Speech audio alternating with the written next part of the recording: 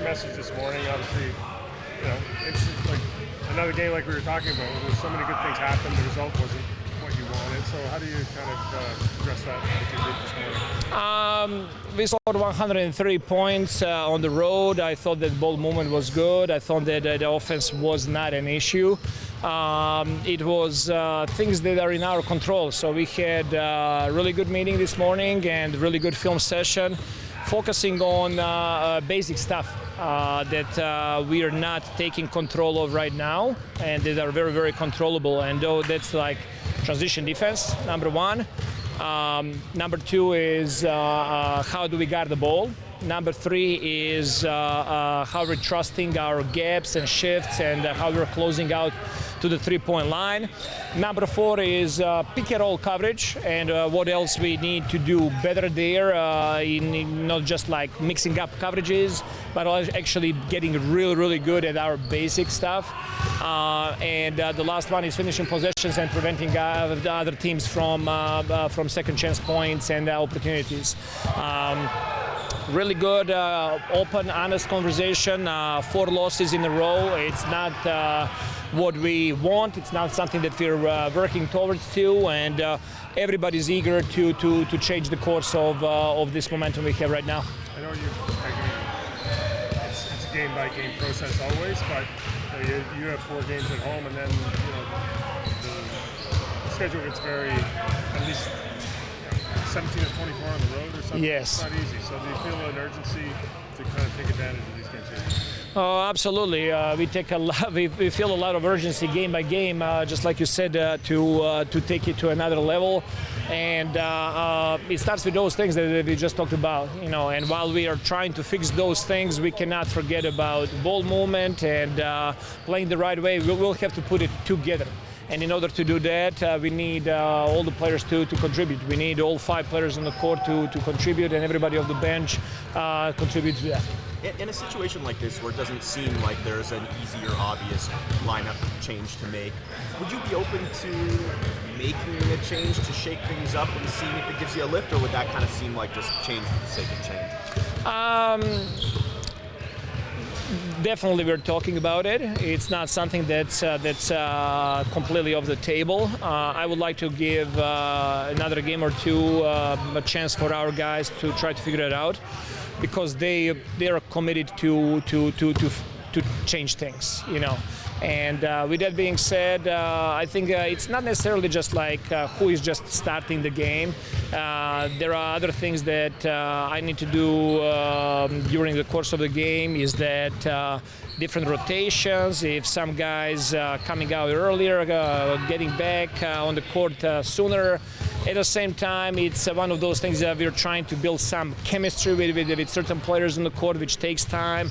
And as you can see, like lately, Malachi, Precious, and Scotty in the second unit, especially those 3 guys, they're getting some chemistry there, So trying to have those guys on the court as well, and then continue to build on that. Is there any time out on Otto? Otto, he, as you can see, he's doing a little bit of work today. He did not participate in a live part of practice, but it's day-to-day with him right now. But he did not go in live today. Chris Boucher, he got hit in his quad last night. He was out of the practice, and it's the same thing. It's day-to-day thing. What would success look like for Justice Winslow with you guys in the 905 this year right now? Well, Justice is a player who has wealthy experience in NBA and a lot of talent. Unfortunately, his injuries and recoveries prevent him from being more consistent on rosters, and that's number one thing. We got him over here. He's recovering. He's gonna have a debut for us, and it's gonna be very important to maintain that health, but also his playmaking, decision making, playing tough on defensive end, and just somebody who is good connector. That would mean success for him. Coach, you mentioned about team playing a team game. It looks like your team is getting a lot of assists, sharing the ball and doing well. How do you make sure that translates into winning? Well, it has to be connected with defense as well. It's amazing how much this game can be affected how much offense can affect your defense, how much defense can affect your offense, and it's one of those things that we gotta be disciplined, that we gotta bring more physicality and urgency, and if we do that, I think that both offense and defense will be clicking and that we'll be getting wins. How do you practice effort, urgency, all those things? Because one thing to go hard in here, right. and another thing when the ball gets tipped off. Yeah, it's a more mental thing than it's like we cannot go for 2 hours. We played last night. We came back here and very late in the night. There is not much physically you can do over here to practice those habits. It has to be through film. It has to be through conversations. It has to be through individual film with players, like explaining what we expect from them, and those guys just really bring into the game with no other agenda than just playing for each other and winning basketball games. There was a quick timeout in the third quarter last night. Was that sort of the message? I think it came right after a transition. Yeah, exactly. I'm trying to break those runs on the opposite teams, and also we need to be better. We gotta be logged in. We cannot allow teams to go on a 5-0 and 7-0 runs, because just we're gonna turn the ball over or take a bad shot, or we gotta just do better job in that regard to be really logged in for whole game. Look at that box score last night. You had 4 guys with 20 or more points in the starters. Jakob doing his thing, and a couple good performances off the bench too, and yet you come up short again. How do you interpret that, and what's missing? I think it's just a couple of possessions there where I felt like we could have done better. You're watching the film, a couple of mistakes that you wish you had back. But yeah, it's the league. Everyone's tough. Every single night is going to be tough. We got to have that will to go in there and actually finish the job. We got to be able to do that. It's just, I think, we can talk about the schemes and all that, but we just got to give it a little bit more. We got to give more. Whatever we think that we're giving, we got to give it even more. I don't know what the percentage is, but I just know that we got to give more. We got to be able to come down and win these games. Yeah, and is the willfulness, is it kind of missing in a way? As I think you lost 6 out of 7. Is it harder to kind of believe in the process when the process is Yeah, it is hard. Yeah, it's hard. Just because, again, but for me, the way I look at it, and that's been in my life period, it's never been easy. So, hey, you gotta fight. There's gonna be times where it's hard out there, and you feel like you're getting knocked down every time you're going out there. It feels like a boxing match where you get knocked down and everything, you can't see nothing. Looking for your mouthpiece. Trying to find anything. You're on the floor. The ref is counting. Blood coming out of your mouth. And the thing about it is it's gonna happen more than once. So that's a challenge. It is gonna be hard. We just gotta be able to overcome it. And at the end of the day, like I said, we can talk about X and O's and this and that. We just got to be able to buckle up and go out there and do it. We have no choice. This is what it is, and we have to figure it out. Atlanta's a team that they have a lot of scores, but last night, so Darko had a lot of points. How do you make sure? How much will they test that sort of resolve to, live with baskets that the other team scores and come back and make sure you're running, doing all the little effort things? How much do they test that? I think they test that because I don't think it's even about Atlanta. It's we lost. What you say? 136. Yeah, and then we lost 6 out of whatever the number is. So. I think that in itself is just we gotta go out there and again, another team that's explosive.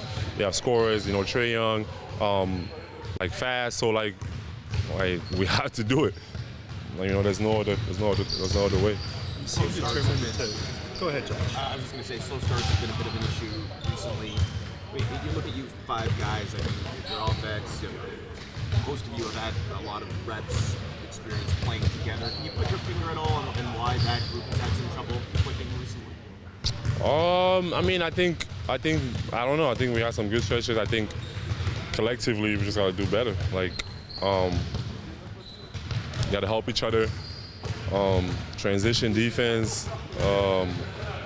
you know, like when somebody's getting beat, like you got to know that, you know, there's going to be somebody there to help him also. So we just got to be like tied together, like on defense. I think for me, like we have the personnel to do it, so just got to do it together. Pascal, are there any positive things you've seen throughout this stretch of losing that you think you might be able to take going forward that you think might make the team better? Oh man, that's like I like the question though. That was like finally a positive question, man. I appreciate that. I mean, but it's hard to see the positives when you're losing, you know. Now you know how. No, I don't know. You guys be asking me all the negative stuff, man. Thank you, man, for asking about positivity. I love the positivity, man. Thank you for that. But I thought we did some good things in the games. Like we've had good stretches. We just haven't done enough. Like I think like whatever the good stretches that we had, we gotta like find a way to double that. You know, if it was like 50% of the time, or 60% of the time we do the right thing, we gotta do 80% of the time. So I think like that's what it is, and we just gotta stay positive and continue to fight, continue to find different ways to improve. And just like I said, for me, I think it's just that will of like just winning the game and going out there saying that we're not gonna lose today. I think we gotta have that. Pascal's keeping on the positive vibe, but more so off the court. Can you walk me through what your community event is this afternoon? Yeah, no, just going to Holland Bloorview Hospital. Just I think for me, it's something that I've always done. Like it's a tradition for the Pierce Forty Foundation, being able to help.